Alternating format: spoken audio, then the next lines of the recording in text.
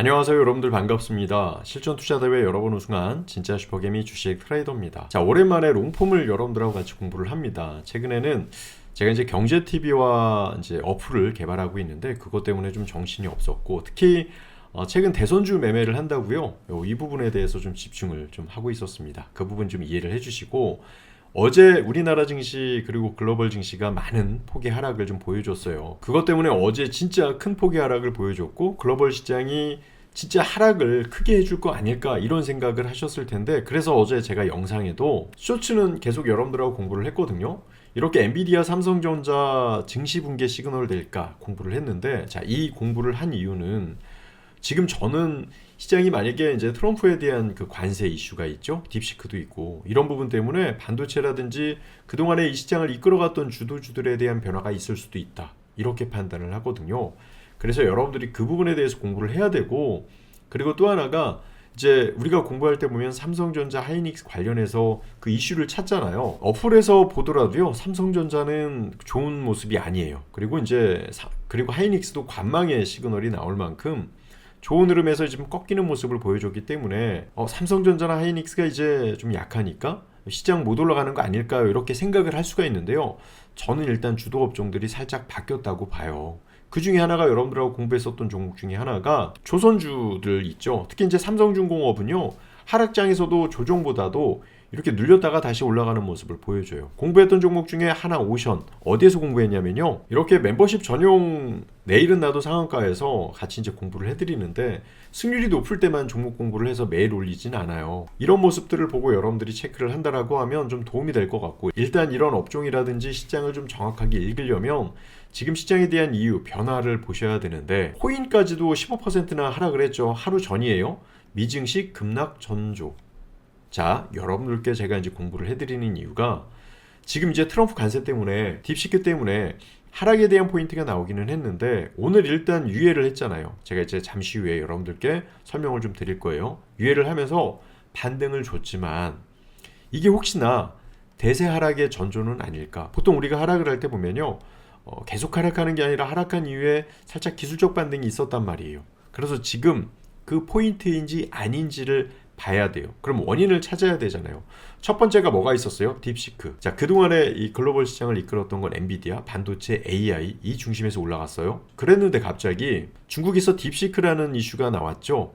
많은 돈 필요 없다. 이 정도로 충분히 AI 기술을 좀 재현할 수 있다, 보여줄 수 있다. 이렇게 이야기를 하면서 딥시크 이슈가 컸습니다. 그래서 이렇게 엔비디아가 최근에 상승을 하다가 요 며칠 이렇게 조정을 준 거거든요. 근데 이거를 우리가 단순히 하락을 했으니까 여기서 이제 양봉이 나왔다 이렇게 해석할 수 있는데 추세적으로 볼 때 이건 좀 어때 보여요? 저는 제가 분석을 할 때 엔비디아나 반도체 AI는 이제 투자하시는 분들이 한번 주춤할 수도 있다고 봐요. 딥시크라든지 지금 이제 엔비디아 아니어도 AI를 만들 수 있는 반도체라든지 업체가 생겼다. 그럼 이건 더 이상 고점, 고평가될 수 있다. 이렇게 평가를 하면 아마도 이제 앞으로 그동안에 이제 보여줬던 상승 추세와 달리 밀릴 수도 있거나 아니면 횡보할 수도 있다라는 거죠. 그러니까 그동안에 엔비디아 관련된 이슈 우리나라에서도 이제 삼성전자 하이닉스가 상승을 했는데 그런 관련주들이 앞으로 이 시장을 이끌어갈 것이다 해서 이제 투자자들이 의심할 수 있다는 거죠. 이거 제가 한번 이렇게 줄여드려 볼까요? 여러분들하고 이제 공부했던 것 중에 자, 엔비디아를 이렇게 보시면 자 봐요. 엔비디아가 이제 2023년 1월 달에 계속 상승을 해요. 월차트의 10월 이동평균선이에요. 한 번도 이탈이 없었죠. 그런데 지난달에 이탈을 했고 지금 기술적 반등, 삼성전자처럼 일단 반등이 시도가 됩니다. 여기에서 123불이 돌파를 하면 여기에서 123불을 돌파를 하면 계속 상승형이 나올 수 있지만 그러지 않는다면 자 보시면요. 과거 패턴에서도 이 가격에서 올라가고 이탈되면 잠깐 몇 개월 조정을 줬어요. 자, 그런 걸로만 따졌을 때는 지금 엔비디아의 약세 흐름들이 이어지고 다른 딥시크 관련해서 이제 종목들이 움직여준다라고 하면 그러면 시장에 대한 부정적인 이슈보다는 업종에 대한 그 관점으로 여러분들이 좀 보셔야 되진 않을까 이렇게 본다는 거죠.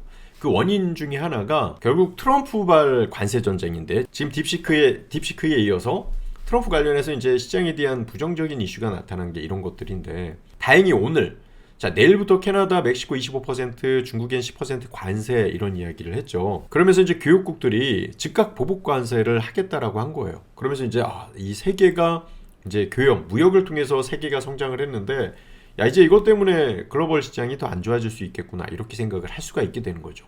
그러면서 코인이라든지 전 세계 시장에 대한 그 주가들이 하락을 했던 것이고 이게 어떤 그 이유냐면 관세에 대해서는 이해하시죠? 관세가요 그냥 사전적 의미에서 뭐 이제 세금이라는 건 당연히 아시고 보통 A라는 회사, B라는 회사 이제 무역 교역을 할 때요 6에서 이제 100원인데 서로 주고받을 때 이제 상황에 따라서 관세를 매겨요. 6에서 10%를 관세를 하면 소비자들은 그냥 쉽게 이해를 해서 100원에 수출을 했는데요 A에서 그럼 B라는 나라에서는 10%를 하면 110원에 이거를 구입할 수 있는 거예요. 소비자가로 따지면. 그런데 갑자기 B에서 난 됐어. 25% 할래. 그러면 똑같은 100원 같은 물량으로 이제 예를 든다라고 하면 그럼 A는 얼마에 살까요? 그럼 125%에 이 물건을 사게 되겠죠.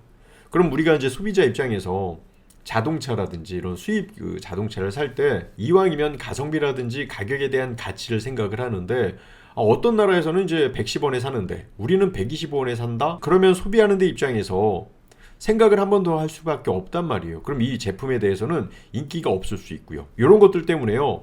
각국의 환율 조정이라는 것도 하기는 해요. 이건 이제 나중에 설명을 드리도록 하고 보시면요. 미국의 3대 교역국 관련 그림을 제가 이제 보여드렸는데 미국이고요. 멕시코, 중국, 캐나다입니다. 3대 교역국이에요. 캐나다는 미국에 1,550억 달러 캐나다 달러의 미국산 상품에 25% 보복 관세를 하겠다라고 했고요. 미국은 25% 관세, 원유 등 에너지 제품에 10% 관세. 그리고 멕시코는요. 25% 관세를 한다고 하니까 관세 및 비과세 조치를 포함한 플랜 B 가동하겠다. 그리고 중국은 10% 추가 관세하겠다. 세계무역기구에 미국 제소하겠다. 이렇게 이야기를 한 거거든요. 원래는 미국은요. 뭐를 수출하는 줄 아세요? 미국은 뭐를 수출하죠? 미국은 소비를 수출해요. 소비. 그럼 그 소비를 하려면 또 뭐가 필요해요? 달러를 수출하는 겁니다. 그러면서 세계를 이끌고 세계 성장을 이끌어가는 그런 구조의 역할을 해주는데 약간 이런 거는 물론 이제 지금 세계 경제라든지 뭔가 구조가 균형이 안 잡혔잖아요. 모든 제조업을 지금 중국이 거의 다 하다 보니까 균형이 잡히지 않고 여러 국가에 대한 문제점들이 이제 부각이 되면서 그런 이유로 하는 건지는 아니면 정치적인 관점에서 하는지는 좀 더 살펴볼 필요가 있는데 어찌됐든 이것 때문에 지금 경제에 대한 우려들이 생겨난 거죠. 미국의 국가별 수입 비중을 보면요. 멕시코, 아까 보여드렸던 대로 중국, 이렇게 캐나다 순으로 있고 우리나라는 한 4% 되는 모습이라서 지금 미국하고 멕시코, 중국, 캐나다가 관세에 대한 이슈가 있는 것은 전 세계적으로 이게 대단히 크게 부정적으로 이제 영향을 미칠 수밖에 없는 거예요. 그래서 이런 문제점들이 있었던 거고 다행히 유예를 했기 때문에 오늘 반등을 준 게 맞고 그렇다라고 하면 여러분들이 생각을 했을 때 이 유예 관점에서 과연 우리가 지금 삼성전자나 하이닉스의 기준을 가지고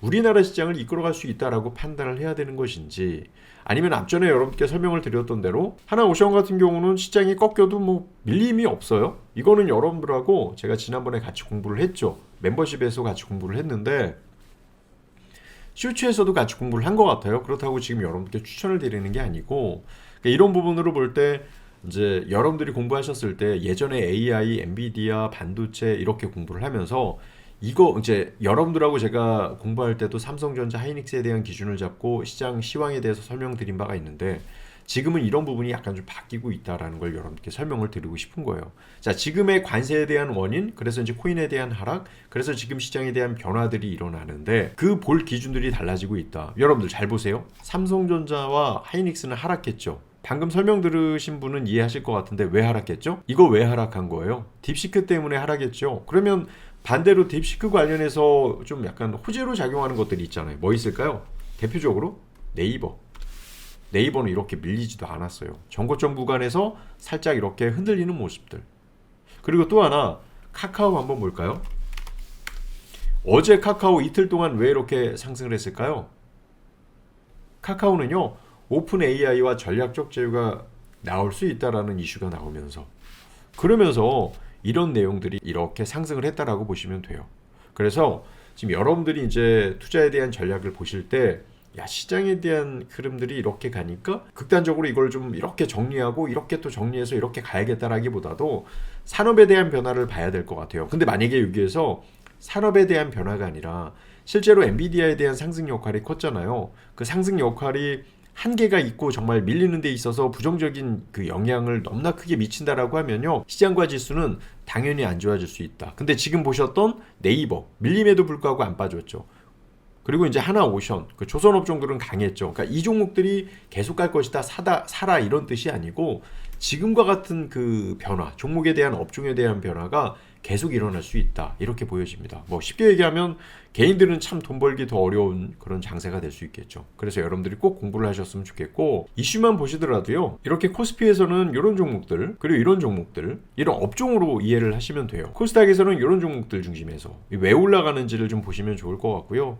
왜냐면 제가 아까 조금 전에 이제 이슈 종목 그 시가총액으로 봤을 땐 가격이 나오잖아요. 근데 요건 가격이 나오지 않기 때문에 요것만 보고 매매하시면 참 여러분들 어려워질 수 있어요. 그래서 참고만 이슈 종목들이 어떤 게 있는지 이런 거 참고하시면 좋을 것 같고, 이런 걸 보시면 오늘 공부한 그 내용들에 대해서 한 번 더 정리가 가능할 거라고 저는 생각을 해요. 관세 유예를 해서 일단은 일시적으로 휴전을 했는데 앞으로 이어질 그 내용들, 그리고 오늘 공부한 내용들을 정리를 하시면서 그러면 나는 어떤 걸 지금 뭐 매매를 해야 되는지에 대해서 고민을 좀 많이 하셨으면 좋겠습니다. 저는 함께하는 곳에서 지금 대선주에 대단히 집중을 좀 많이 하고 있어요. 그래서 혹시 관심 있으신 분들은 오셔서 같이 하시면 좋을 것 같습니다.